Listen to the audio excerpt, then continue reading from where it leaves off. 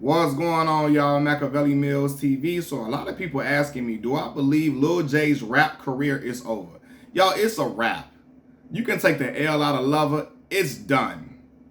For real. Unfortunately for Lil J, we are not in the times where a gangster rapper will be openly accepted being gay. We are not. You know, when you talking all that street stuff, you will shoot this person, you will kill this person, and you dropping disrespecting other nations, and you this and you that, and you the toughest dude on the block, and how you will kill this one. He came out of jail dissing everybody on the other side, all the dead members, all the dead opposition, and how he this and he that. Now again, the rumors was on his name during the end of his time the first time around, right? The rumors was coming out. He came out of jail denying it, talking about he get too much vagina for him to ever be gay, and the women love me, and talk about how he been what he say, how he been freaking on girls since before, but like before time, basically, how he was the first one. He been talking about some double O, been fucking hoes and all this and all of that. Well, sir, we see you in jail cuddled up with another man. A man sitting on your lap and you smooching him, giving him good night kisses. It's not like, I'm sorry, it's not, we're not in the times where he will be accepted like Omar from The Wire. You know, so it's over with, man, because his own people who used to kick it with him and ride with him, they throwing him under the bus, they clowning him. I just seen King Yella, man, King Yella and them acting a fool, laughing at it hysterically. Because again, the dude was talking like, talking super tough, super greasy. And in today's time, amongst Chicago gang members, dudes, if you're engaging in that type of activity in jail, if you're engaging in homosexual activity in jail, ain't nobody gonna accept you being tough or talking that tough shit. Everybody gonna wanna come up to you and slap you and try you and knock you out. Ain't nobody gonna respect it. Especially if you're not known for, unfortunately, if you're not known for being a guy who's sliding and taking people out. They just like, man, get dude ass up out of here. So yeah, them songs, man, I'm telling you, I saw comments in the videos. You got people talking like they let down and disappointed, like Lil J was their father, or their big brother, or they idol or role model. They say, man, I didn't want to believe it, man. I'm let down now, man. I'm let down. So fly up in here, damn. He like, yeah, I'm let down. Dude in the comments said, I'm so let down. I'm like, man, you should never be looking up to nobody or idolizing nobody but the man above. God, that's it. You shouldn't be idolizing no man walking on this earth like that, unless, again, your father, if your big brother, something. But I'm talking about like celebrities. You should not be idolizing them, because they're gonna let you down a lot of times. You know what I mean? I'm a fan of these individuals, but I don't put them on a pedestal and idolize and worship them, because you just never know what people are doing behind closed doors. If they in their own home or whatever. You don't know what's going on or what they doing when nobody looking. But Lil J was in jail. Everybody was, he was in the PC unit, I'm hearing, but he was doing it in the open. Everybody just walking around, they seeing him doing it. So it was just something he appeared to be doing on the regular. It was just something that he had no shame in doing it in jail. Choking them up and looked like he in there catching domestics in Cook County. You catch a domestic in jail. No, I'm not trying to. Man, choking the dude up and all that.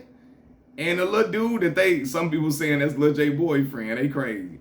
He kept it solid. He didn't really even want to tell on Lil J. But he did say, and I quote, he choked me out. He choked me because I didn't want to come see what he wanted, right?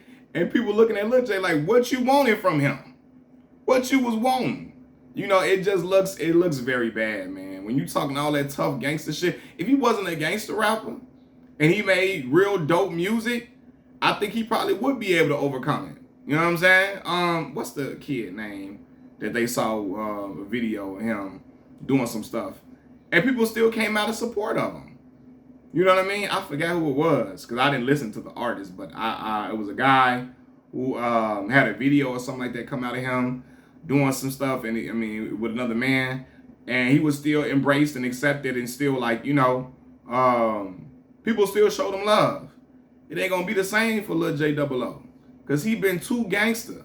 He been too crazy, talking on enemies, talking wild, Then coming out denying it, talking about he get this much vagina, he been getting this much sex, he been freaking hoes, as he said it, for the longest of time and all that. And he do it all the time. Everybody know. Yeah. I always say sometimes, man, when a dude is way too freaky, way out there, his ass will do anything. He will do anything known to man to try to get that next freaky high he got.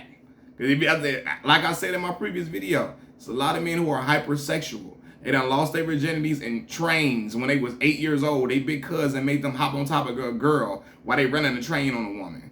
And he been having a desire, a strong appetite for sex since he was a little itty bitty boy. And he can't go a day without it, a couple of days without it. He can't go a week without it. He loses his mind. He starts to, like he got them going through withdrawals if he ain't had no type of sexual contact in a week.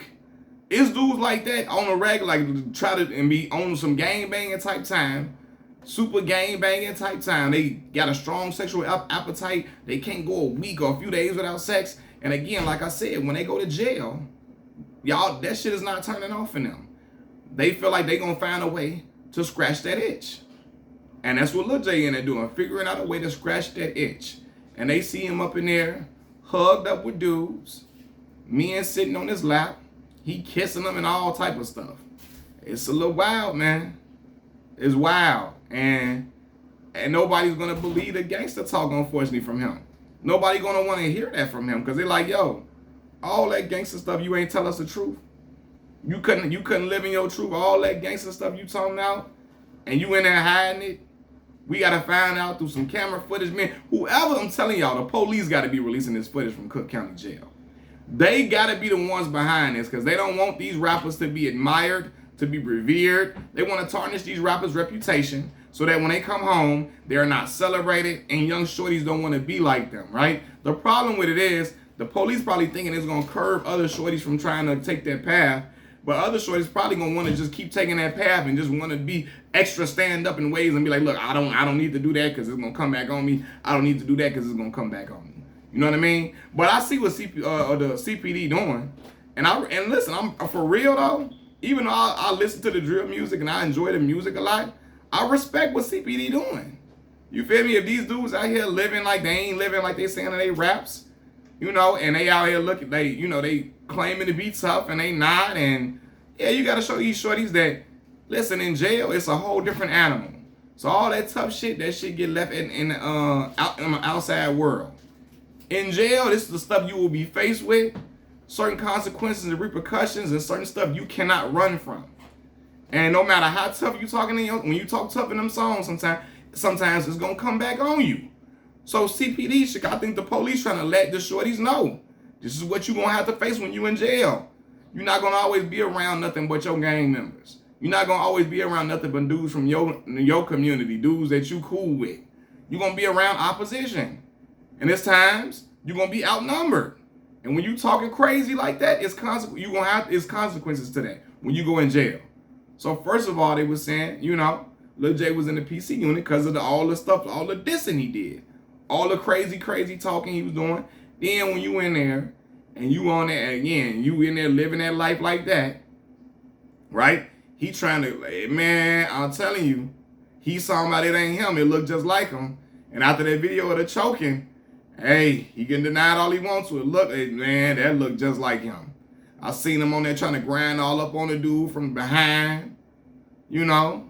All of that kill. That boy gave that woman, that dude, he gave that dude a smooch. Like when you kiss your woman before y'all about to go to bed at night. And that, hey, and you got people from his own neighborhood looking at him like, hey, that's crazy now. That's wild. That is wild now. And yeah, man, he always been talking about freaking girls crazy since the beginning of time. More than any other drill rapper I heard, I feel like he was the most over the top, talking about freaking girls all the time, and he's with the hoes and all that. And again, when the dude gets super sexual like that, Lil J probably couldn't go a week without sex, any type of sexual contact, and that results in stuff like that. Or he could have already been doing it before he got locked up. We can't just always just blame it on jail, because some brothers is not just what they say gay for stay. He probably been doing stuff like that and nobody really just knew. You know, he probably just, nobody really knew. But he probably been on that type of time. And again, when dudes like that, I ain't gonna tell you. It's dudes in the hood that got so much of a sexual appetite, they will freak a crackhead, like I said before. Go find a crackhead outside of the store, she begging, try to freak her. And that's nasty, man. That's wild. But it be happening, man. It's stuff that be going on. And yeah, so I don't think there's no coming back from that. Once you've been talking so crazy, talking so wild, you ain't, nah. You can't be in there engaging in that type of activity and then think you're going to come home and be saluted and respected. It's not like that. You know? Again, y'all saw in the Boondocks what happened to Gangstalicious. That is what's happening to Lil J right now. Nobody want to pick up, probably don't want to pick up his phone calls. Homies don't want to talk to him like that, whatever, because he been lying about who he is. And a lot of street dudes lie about who they are a lot anyway. I don't know. A lot of me and Carrie, like when it's a lie about homosexual activity and you a street dude, me and Carrie look at that a lot differently than lying about you being tough. You know what I mean? Like, it's dudes that talk about, they won't talk to their friends for being snitches, for sure. But if they feel like, oh, you ain't really tough like that and you get whooped on, they'll still be cool with you a little bit. You know, they'll still be cool with you. But if they find out you engaging in gay activities in jail, nah. They not going to respect it. They ain't going to be cool with it. And said, yeah, like I said, man, this dudes, man, they got, like for me, I told y'all, I've never been a person that, I enjoy sex just as much as the next man. But I can go a long time without, I can go a while without it. You know what I'm saying? Not trying to be funny. Listen, I will use my hand, I'm cool. You hear me? Like, I don't have to have it like I can't breathe, I can't move, I can't function without it. Seriously, in school, y'all, I put homework and stuff before kicking it with girls because I was on scholarship. I was able to be disciplined enough to put my studies before that.